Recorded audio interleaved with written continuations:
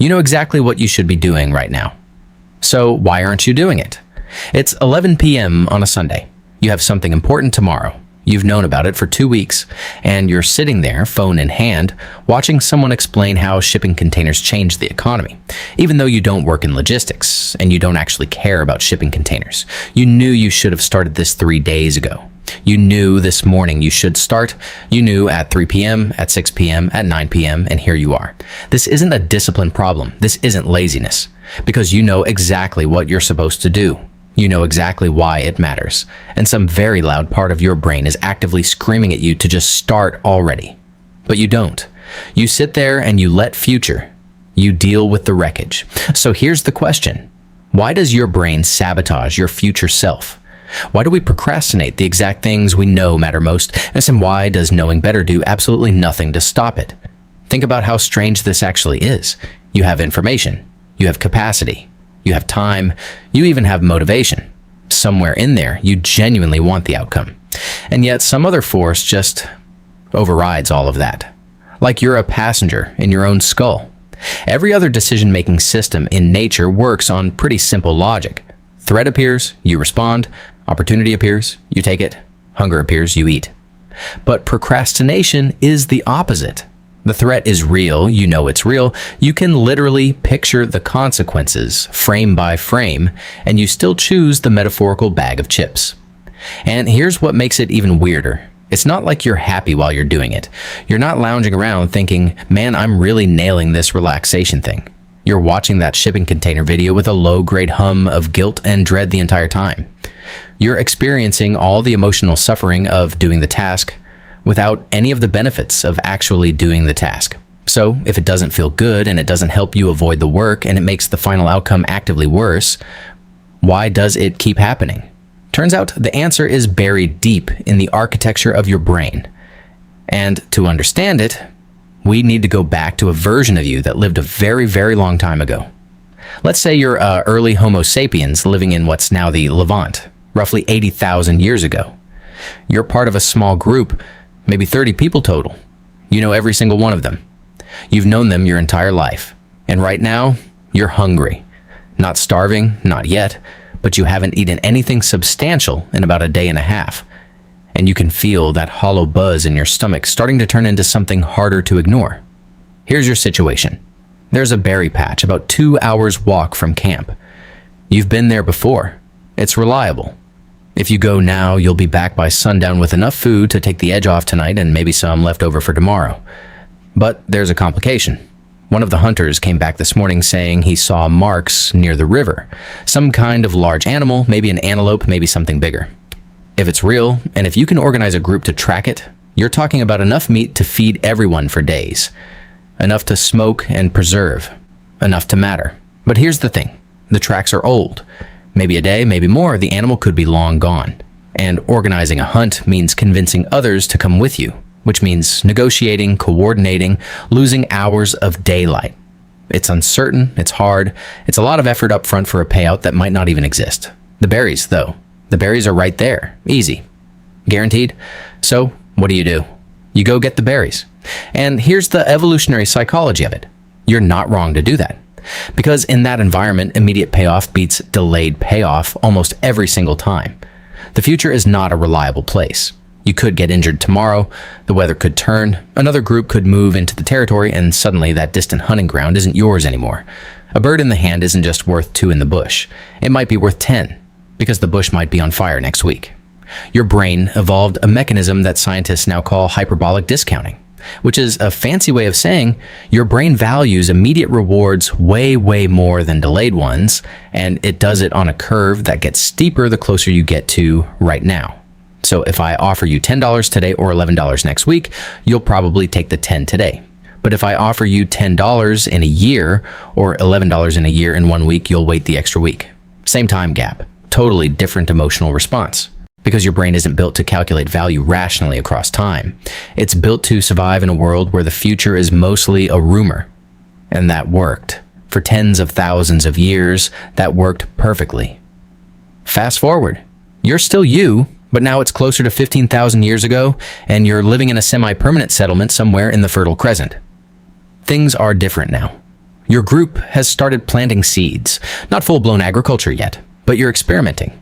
You've noticed that if you scatter wild wheat in a certain spot and come back in a few months, there's more of it. You're beginning to manipulate the environment on a longer timescale. And that means you now have to do something that feels completely unnatural. You have to care about a version of yourself that doesn't exist yet. You're holding seeds in your hand. You're hungry right now. You could eat them right now. They're edible. They'd solve an immediate problem. But if you plant them, if you dig, if you water, if you protect them from birds and rodents for months, then future, you gets to eat a lot more. Future, you gets to thrive. So what does your brain do? It fights you. Because remember, your brain is still running on that same 80,000-year-old firmware that says, immediate reward good, delayed reward suspect. There's a literal tug of war happening inside your skull. On one side, you've got your limbic system, the older, faster, more emotional part of your brain. It's sometimes called the lizard brain, which isn't quite accurate because it's more mammalian than that. But the point is, it's ancient, it's automatic, and it's laser focused on right now.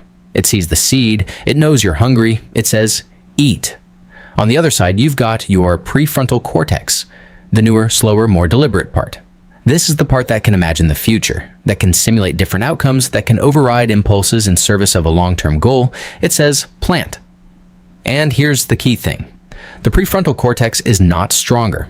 It's smarter, but it's not stronger. It's like a chess player trying to out-argue a screaming toddler. The toddler doesn't care about your elegant strategy. The toddler wants the cookie now. Most of the time, for most of human history, the toddler won. And that was fine, because the toddler was usually right. But then something happened. You, humans, collectively, started building a world where the future actually mattered more than the present, where planting beats foraging, where training for months beats hunting once, where saving beats spending, where studying boring material now beats winging it later. We constructed an entire civilization that runs on delayed gratification. And we did it using brains that are fundamentally wired for immediate gratification. One theory, and this is still debated, is that humans who were slightly better at overriding their impulses, slightly better at planting the seeds, slightly better at planning for winter, had more surviving children. That over thousands of generations, we've been selecting for better prefrontal cortex control. But here's the complication. We haven't had enough time. Modern life, cities, agriculture, writing, money, institutions, the concept of a career, that's all maybe 10,000 years old. Most of it's way younger, and evolution works on a time scale of tens of thousands, sometimes hundreds of thousands of years. So right now, in this exact moment, you're a person with a 200,000-year-old brain trying to navigate a 200-year-old world, and the mismatch is making you miserable. Let's go one more time. It's you, but it's 400 years ago. You're a farmer in what's now northern France. Winter is coming. You know this. You can feel it in the air. And you know from brutal experience that if you don't get the firewood stacked and the grain stored before the first freeze, your family is going to suffer, maybe starve. So you should be doing that.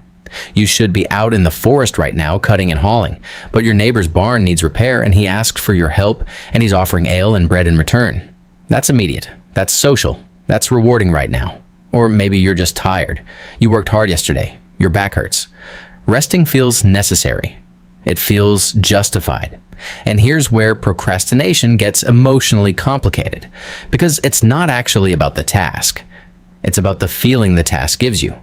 When you think about stacking firewood for 8 hours, your brain doesn't just simulate the outcome. It simulates the experience, the boredom, the discomfort, the tedium, and it reacts to that simulated feeling like it's a real threat.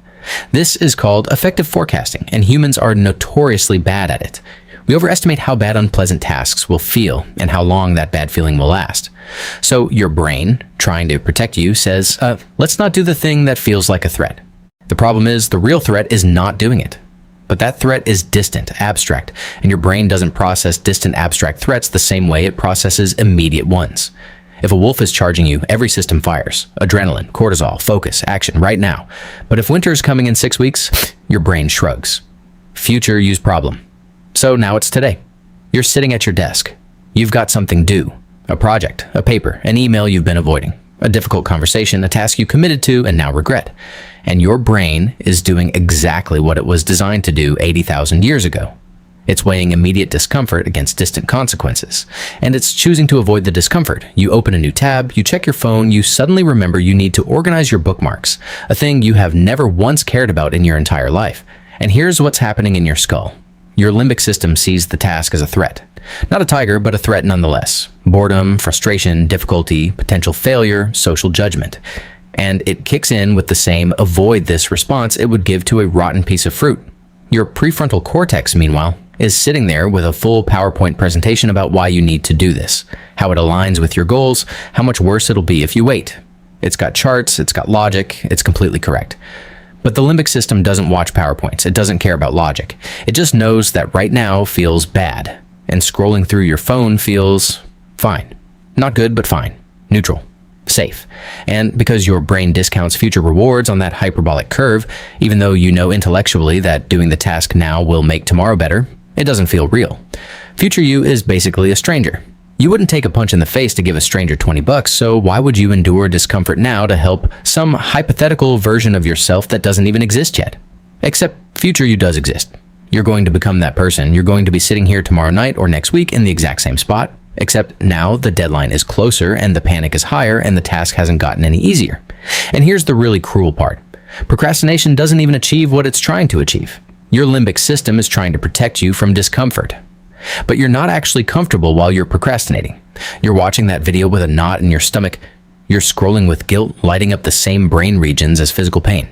You're experiencing all the suffering, none of the relief, and also none of the progress. It's like paying full price for a meal and then not eating it. But knowing this doesn't fix it. And that's the thing that drives people crazy. You can understand procrastination perfectly. You can recognize it in real time. You can narrate your own avoidance as it's happening. I am procrastinating right now. I know I'm doing it. I know why I'm doing it. And you still won't stop. Because knowing isn't the same as feeling. And your limbic system doesn't speak English. It doesn't listen to your internal monologue. It just feels what it feels and acts accordingly. So what do? Well, here's the part that actually helps. You stop trying to fight your brain and you start working with it.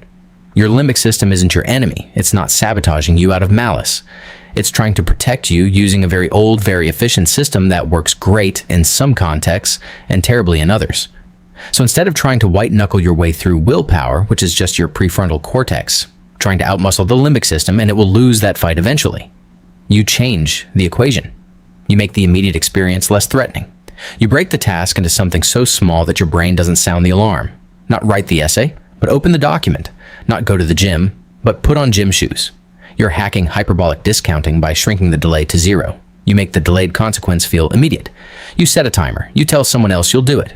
You attach a real near-term stake to it because your brain takes social accountability seriously. That activates immediate emotional circuits. You remove the friction for starting and add friction for avoiding. You close the tabs. You put your phone in another room. You don't rely on yourself to choose correctly in the moment because in the moment, the limbic system has home field advantage. And sometimes, and this is the thing nobody wants to hear, you just let yourself feel bad for a minute. You sit with the discomfort of starting. Not forever, just for 60 seconds. Because most of the time, the anticipation of the task is worse than the task itself. Your effective forecasting is lying to you. And once you're actually doing it, the limbic system calms down and the prefrontal cortex can finally do its thing. You're not lazy. You're not broken. You're not uniquely defective. You're just a person with an ancient brain trying to survive a modern world, and sometimes the survival instincts that kept your ancestors alive are the same ones that keep you refreshing Twitter instead of answering your emails. Here's the part almost nobody knows. The reason procrastination feels so terrible isn't because you're avoiding work. It's because you're caught between two competing survival systems, and both of them think they're saving your life. Your limbic system thinks it's protecting you from a threat. Your prefrontal cortex thinks it's protecting your future. And you're stuck in the middle, experiencing the emotional fallout of a civil war that's been going on inside every human brain since we first started planting seeds and worrying about tomorrow. The good news? Once you understand that, you stop treating it like a character flaw and start treating it like a design problem. And design problems have solutions. You've got the same brain that walked out of Africa, survived ice ages, built civilizations, and figured out how to send messages through the sky using invisible waves. You can probably figure out how to start that thing you've been avoiding. Maybe not right now, but soon. If this felt familiar in a way that hurt a little, you'll probably want to see the one on why we feel guilt even when we've done nothing wrong. It's the same brain systems, different emotional flavor. Links in the corner. Now go do the thing or don't. Future, you will understand.